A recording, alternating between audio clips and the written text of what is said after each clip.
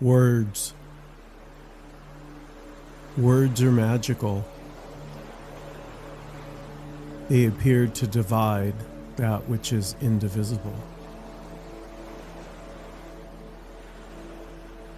They are like mirrors. They reflect, but cannot contain what they reflect. They are like the shimmering moonlight on the ocean.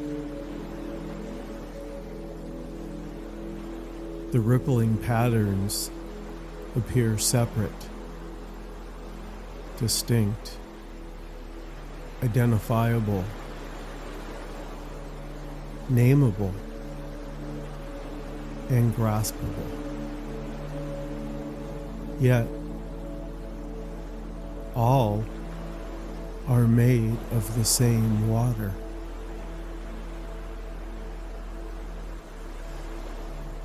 So, how does the magic trick work? The magic lies in words' inherent dual nature.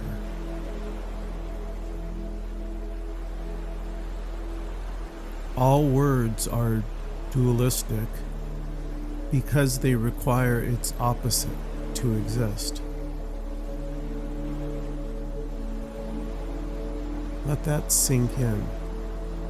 All words are dualistic because they require its opposite to exist.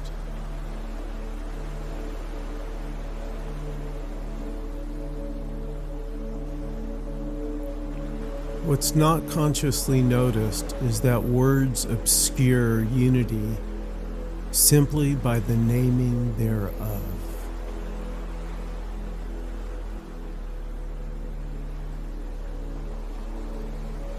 When language says tree, sky, me, you, it seems to slice reality into categories. Words are magical in that they seem to divide that which is indivisible.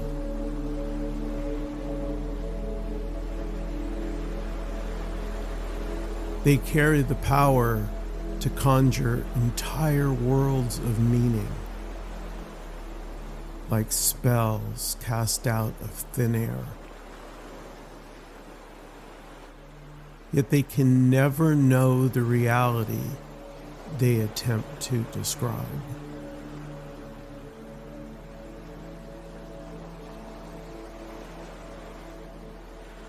What eternally is inherently seamless, indivisible, and whole.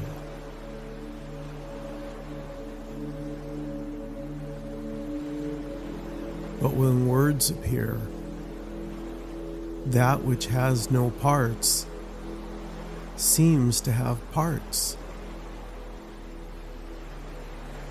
And with each part built out of its opposite.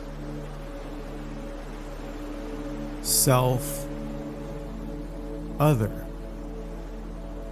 inner, outer, forward, backward, right, wrong, good, evil, birth, death.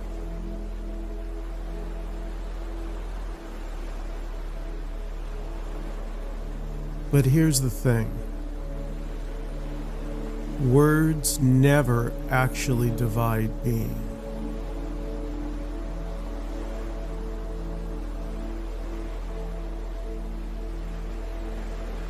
They seem to divide only when viewed through the lens of thought.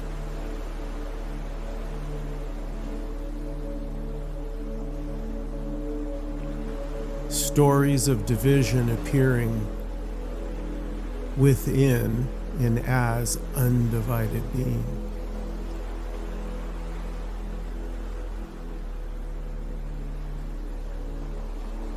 Words claim this and that, and when believed, suddenly the indivisible whole appears to break into 1,000 pieces.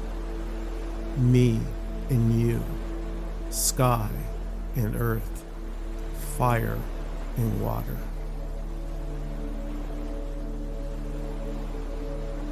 But the knife of language, of sounds, never truly cuts anything up.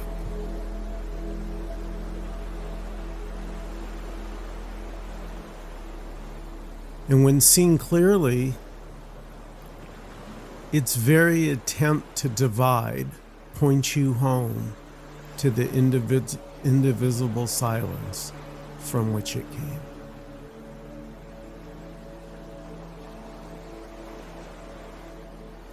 The hidden structure of language is that it functions by drawing arbitrary boundaries. A word creates an entire category, a mental container. So when we say tree, instantaneously we separate what is labeled tree from what is not tree.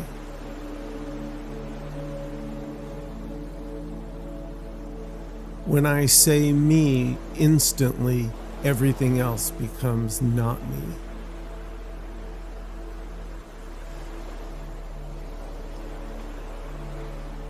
This dividing is not happening in reality itself, but only within thought.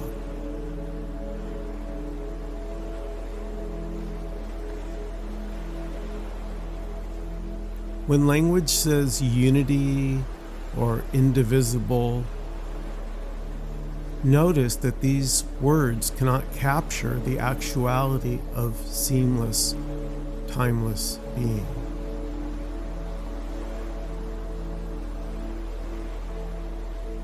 And I have to tell you, there can be a great relief, a lightening, a wordless peace that only seeing this directly for yourself can bring you.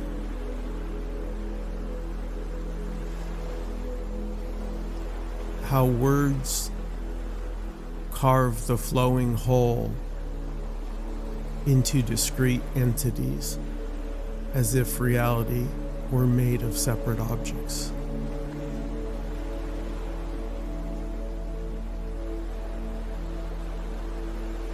How it's an automated process of reification, turning fluid appearances into seemingly solid things.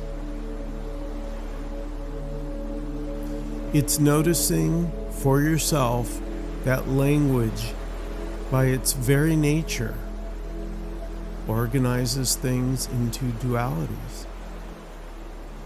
Subject-object.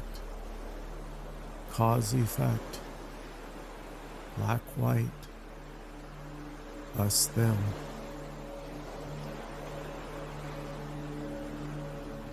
It's noticing that all words, without exception, arise from this ever-present stillness.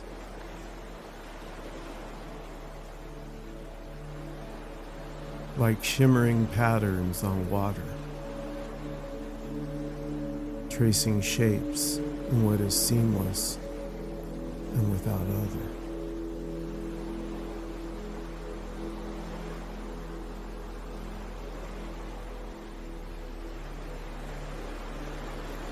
When this and that are uttered, suddenly the undivided whole seems to fracture into countless pieces, self and other, life and death, near and far.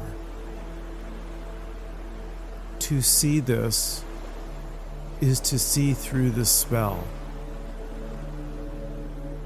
to recognize that words create the illusion of division without ever disturbing the unity they pretend to dissect.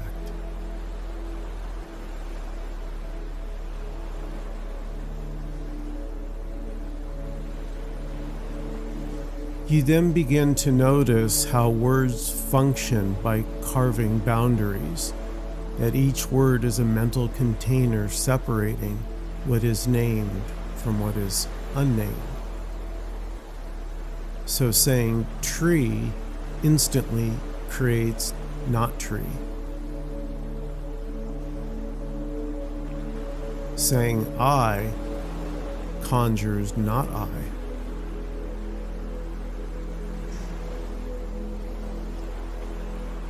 In this way, artificial distinctions appear where none actually exist.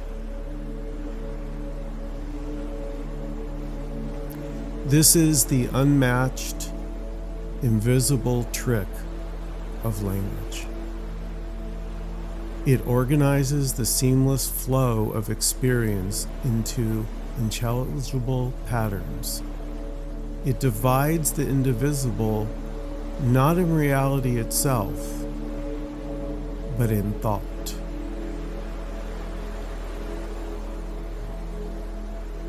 And the most powerful illusion of all that was ever created by words is the personal pronoun I. I.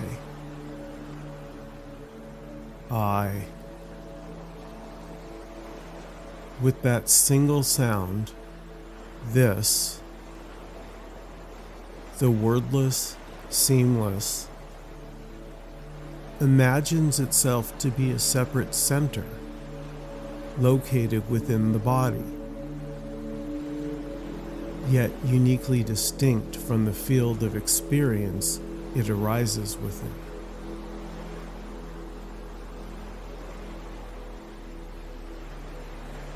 In realization, the seeming paradox of a separate self is not resolved, but rather seen to have never been.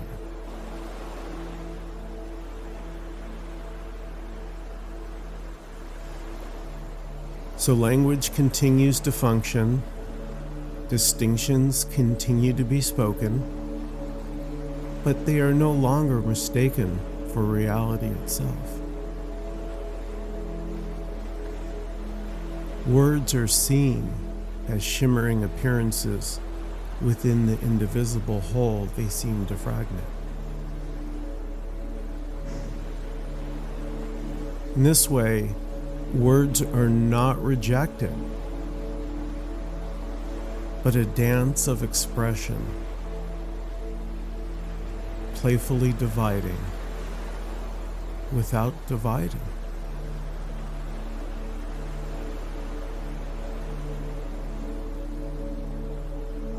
Nameless, it is one undivided field, until language steps in, when, voila, separate things seem to be. And at the center of it all seems to be me, making I the most powerful partition that has ever been uttered.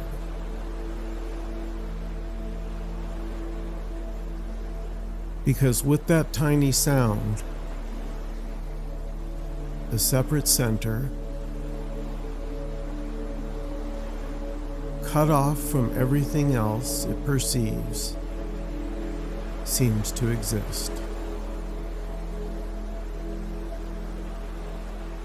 In the Bible, in John 1:1, it says, "In the beginning was the Word, and the Word was with God, and the Word was God."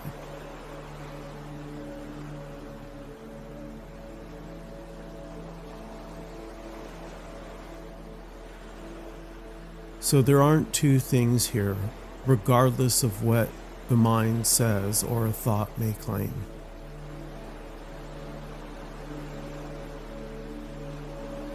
When realization of this dawns, the illusion of separation is seen through and language is just naturally held much lighter.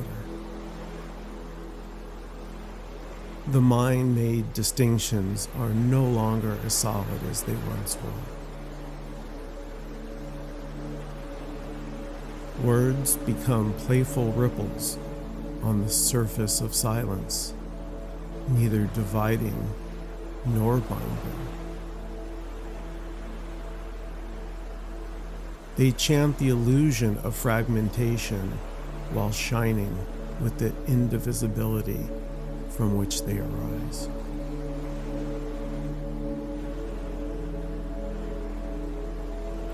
Seeing that words are truly magical in that they seem to divide that which is ever indivisible gives you a newfound and profound respect and awe for the unmatched power of words.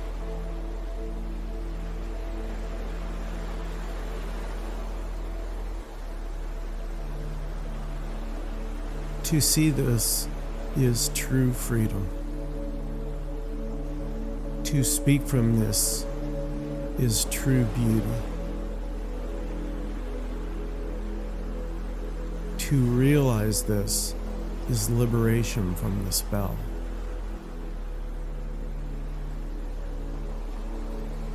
For then language is truly seen as pure art and enjoyed as a one-off play. Like a magician's trick that long fooled you, but that you now see through. Revealing that the peace that was so longed for was right here all along, wordlessly and effortlessly.